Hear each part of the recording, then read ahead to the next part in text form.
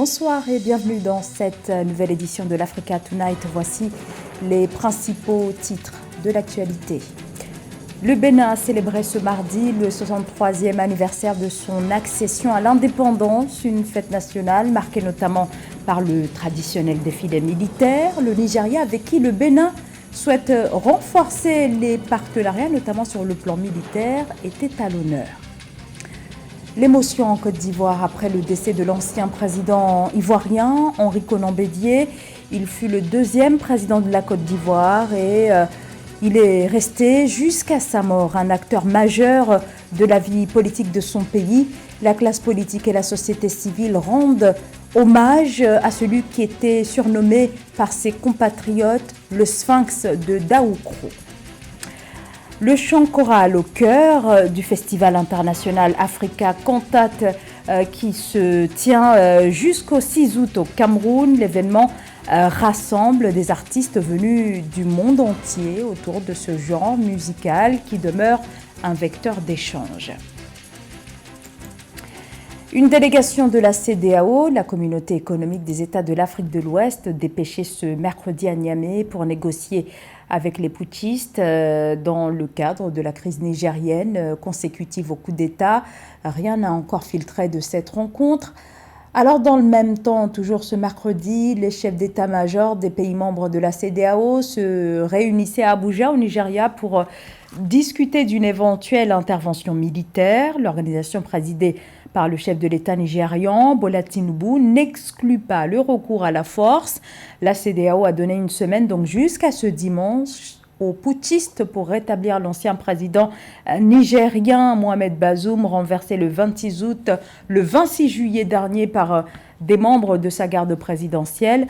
En ligne avec les sanctions prises par l'organisation sous-régionale, le Nigeria a décidé de couper son approvisionnement en électricité au Niger, qui sur le plan énergétique dépend à 70% du Nigeria. Les premières coupures d'électricité ont été observées ce 2 août dans la capitale nigérienne et dans d'autres grandes villes à travers le pays. Fête nationale ce mardi au Bénin. Le pays a célébré son 63e anniversaire depuis son accession à l'indépendance. Une fête nationale marquée par les célébrations habituelles comme le traditionnel défilé militaire. L'invité d'honneur cette année était le président nigérian Bola Tinubu, dont la présence signe la volonté des deux pays voisins, le Bénin et le Nigeria, de renforcer leurs liens. Retour sur les célébrations de cette fête nationale dans ce reportage, notre correspondant Lefty Ounou. Célébration du 63e anniversaire de la cession du Bénin à la souveraineté internationale, mardi 1er août 2023 à Cotonou.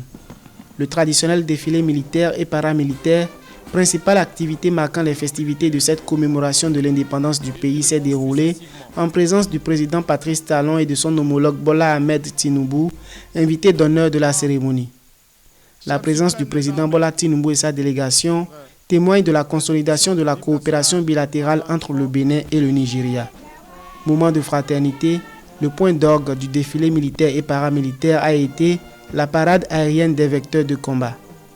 Cette innovation marque l'engagement du gouvernement à lutter contre toute forme de menace sur le territoire national. Ce n'est pas pour la première fois que nous assistons à un défilé militaire et vous avez vu ce qui a défilé aujourd'hui. Ce n'est pas encore suffisant, mais c'est un grand pas que notre pays est en train de franchir. Vous savez que la majorité des Béninois sont des commerçants et le grand géant Nigeria est à côté, avec maintenant l'amitié entre les deux frères, c'est-à-dire Tinubu et Patrice.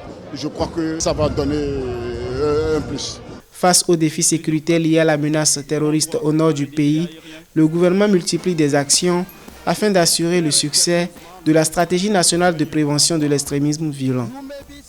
Au plan militaire, le renforcement des capacités des forces de défense et de sécurité FDS est une priorité pour les autorités béninoises, notamment avec le renforcement de la coopération militaire avec les États partenaires comme le Nigeria.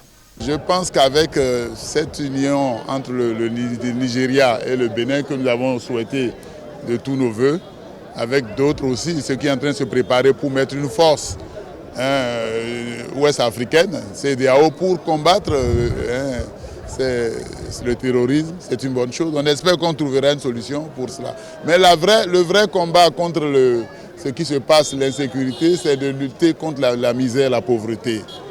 A noter que plusieurs troupes des forces de défense et de sécurité ont défilé sur le boulevard de la Marina.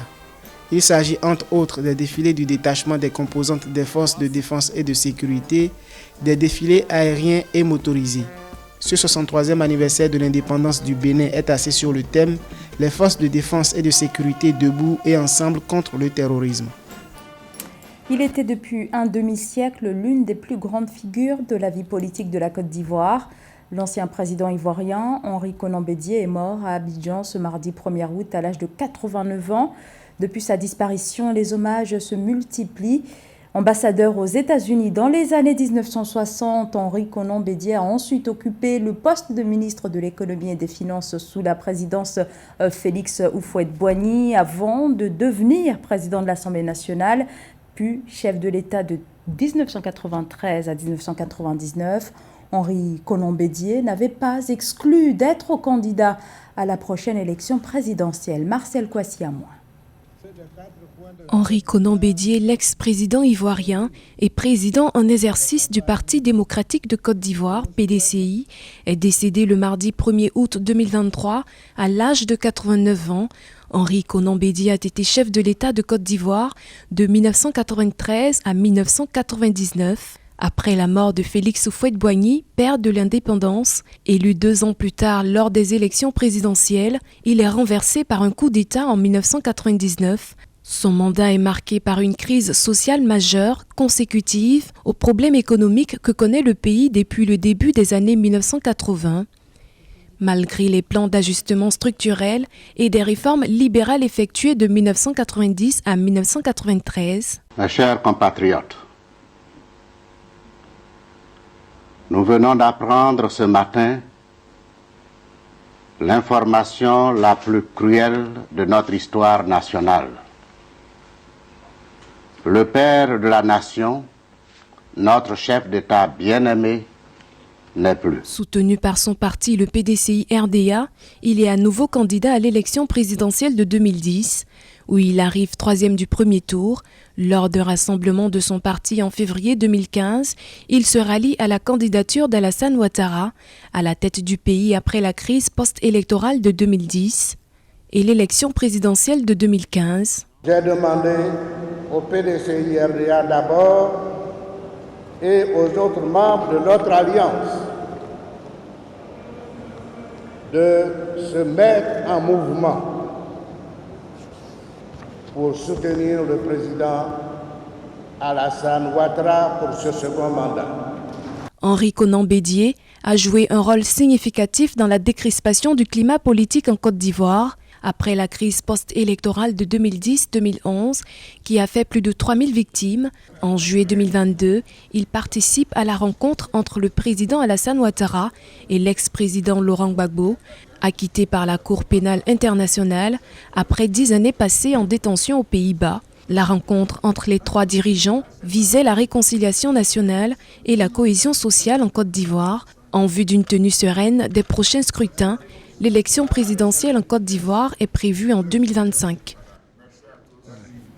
Les hommages se multiplient après la mort de l'ex-président. La présidence ivoirienne a réagi à cette disparition. Le président Alassane Ouattara salue un grand serviteur de l'État. Beaucoup de réactions des hommes et femmes politiques vont dans ce sens. Même chose du côté des anonymes qui, dès l'annonce de la mort du 2e président de la Côte d'Ivoire, ont tenu à saluer la mémoire d'un acteur politique incontournable. Reportage Esther Collin. Les citoyens ivoiriens témoignent de leur douleur suite au décès de l'ex-président Henri Konan Bédié dans la commune de Cocody, à la suite d'un malaise. Devant la mémoire de ce grand homme d'État et de sa disparition subite, ses compatriotes saluent un nationaliste. Je suis vraiment choqué. Voilà, je suis choqué, je suis vraiment triste. Voilà, parce que c'est un président qui a servi le pays depuis des années. Donc, vraiment, ça me fait vraiment mal. S'il est malade, il n'est pas malade, nous on n'est pas au courant. C'est hier la nuit, les gens m'appelaient et disent ton papa est parti. J'ai dit mon papa est parti où? Il dit la pizza à mon Marco. Je dis c'est faux. On demande Dieu. Il a qu'à donner bonne place là-bas. La direction du Parti démocratique de Côte d'Ivoire, Rassemblement démocratique africain, à travers son président national de la jeunesse urbaine, loue l'héritage que laisse Henri Konan Bédié. C'est avec consternation, avec tristesse, une très grande tristesse, que la jeunesse du PDCDA et partant la jeunesse ivoirienne a appris la triste nouvelle de la disparition du président Henri Konan Bédié, notre guide. Pour le moment, ce sur quoi nous nous penchons, c'est comment organiser, rendre hommage, un hommage digne à la hauteur de l'homme qu'a été le président Henri Konan Bédié. Le premier héritage auquel nous nous référons, c'est que le président Henri Konan Bédié nous a toujours enseigné la paix. Le président Henri Konan Bédié nous a toujours enseigné la concorde nationale. Henri Konan Bédié a dirigé la Côte d'Ivoire de 1993 à 1999. Il avait été porté à la magistrature suprême à la mort de Félix Houphouët-Boigny, premier président de la République de Côte d'Ivoire depuis son indépendance en 1960.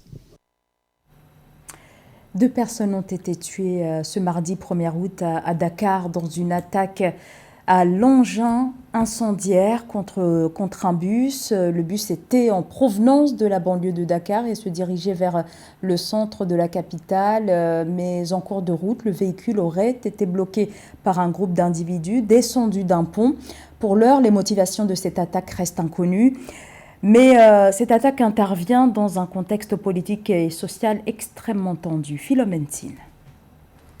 Un cocktail Molotov lancé contre un minibus de transport en commun à Dakar au Sénégal ce mardi 1er août 2023. Le bilan officiel fait état de 2 corps sans vie et 5 personnes gravement brûlées. Cet incident qui s'est produit dans la commune de Hann-Bel-Air est qualifié d'acte terroriste par le ministre sénégalais de l'Intérieur, Antoine Félix Diome, qui s'est rendu quelques minutes plus tard sur les lieux. Nous avons été informés par la gendarmerie et par les éléments des sapeurs-pompiers que 7 individus encagoulés ont pris en étau un car de transport en commun suite à cet attentat, à cet acte terroriste que nous venons d'enregistrer. Nous avons déploré 7 victimes, dont 2 corps sans vie et 5 blessés graves. Quel acte inhumain que de jeter un cocktail Molotov dans un bus transportant des Sénégalais comme soi. Et je voudrais dire à ces personnes que l'État prendra toutes les dispositions qui s'imposent. Cette attaque à l'engin incendiaire intervient dans un contexte de vive tension au Sénégal où des protestations ont éclaté contre l'inculpation de l'opposant Ousmane Sonko lundi 31 juillet 2023. Sa formation politique, les Patriotes du Sénégal pour le travail, l'éthique et la fraternité PASTEF, récemment dissous par le pouvoir sénégalais, a fermement condamné cette attaque dans un communiqué et réclame l'ouverture rapide d'une enquête objective pour en identifier les auteurs.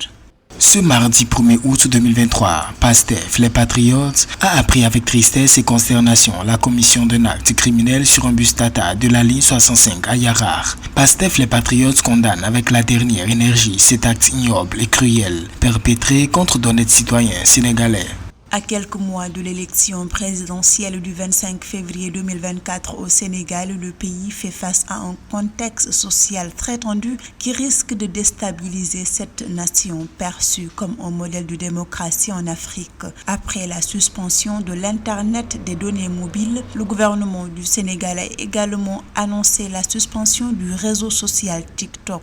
Des décisions destinées à contrer la diffusion de messages haineux et subversifs relayés dans les réseaux sociaux dans un contexte de menace à l'ordre public, fait remarquer le ministre de la Communication du Sénégal. Le Festival international Africa Canta se tient actuellement au Cameroun. Cet événement musical se poursuit à Yaoundé jusqu'au 6 août. Sur place, beaucoup d'engouement autour de ce festival qui rassemble des chanteurs venus du monde entier afin de promouvoir le patrimoine de la musique chorale. Au programme, plusieurs concerts de chœur. Marie-Raphaël Antolo. C'est dans un roulement de tambour au rythme africain que s'est ouvert ce 1er août à Yaoundé au Cameroun la 2e édition du festival Africa Contact. Un chœur de nombreux enfants et adolescents sur des créations inspirées de chants traditionnels camerounais a permis de marquer symboliquement l'ouverture. C'est un chœur de 120 enfants et adolescents et 542 chanteurs venus de par le monde venus célébrer la musique à l'occasion de ce festival. Comme vous l'avez dit, c'est 582 participants qui viennent de 18 pays, dont 12 pays d'Afrique. C'est important pour nous de préciser que le chant choral est un vecteur très important de cohésion sociale, d'intégration culturelle, qui participe aussi à la diversité, à la valorisation du patrimoine, mais qui contribue aussi à la compréhension interculturelle. L'Africa Contact est un festival international non compétitif visant à rassembler des chanteurs du monde entier pour promouvoir le patrimoine de la musique et mettre en valeur la richesse culturelle des chorales camerounaises. Cette ouverture de l'Africa Contact, qui a réuni chanteurs, chefs d'orchestre, compositeurs et managers, a également été l'occasion pour les participants de découvrir et partager leur vision de cet art mélodieux. Le Cameroun est un pays qui regorge d'énormes potentiels en termes de diversité culturelle et en termes d'expression de cette diversité. Et le chant n'en est qu'une. Alors, l'UNESCO accompagne les efforts du gouvernement camerounais dans la valorisation de son patrimoine à travers son inscription sur la liste du patrimoine matériel, mais également à travers un appui technique au gouvernement et un accompagnement aux acteurs culturels. Donc c'est un événement qui rentre en droite ligne de ces objectifs-là et qui forcément donne une portée plus globale. Accueilli par l'association Amis du Cœur Madrigal du Cameroun, le festival Africa Contact se tient jusqu'au 5 août. Ce festival a pour objectif de renforcer les capacités de professionnels dans le domaine de la musique en Afrique et de former des chefs de chœur et managers de chorales et de festivals afin d'améliorer le niveau artistique et d'organisation avec un effet démultiplicateur dans les pays d'origine des participants. La première édition de l'Africa Contact tenue en 2020 avait été organisée en ligne en raison de la pandémie de Covid-19 alors qu'elle devait se tenir au Kenya. C'était le journal de la rédaction. Merci à vous tous de nous avoir suivis. L'information continue sur Africa 24.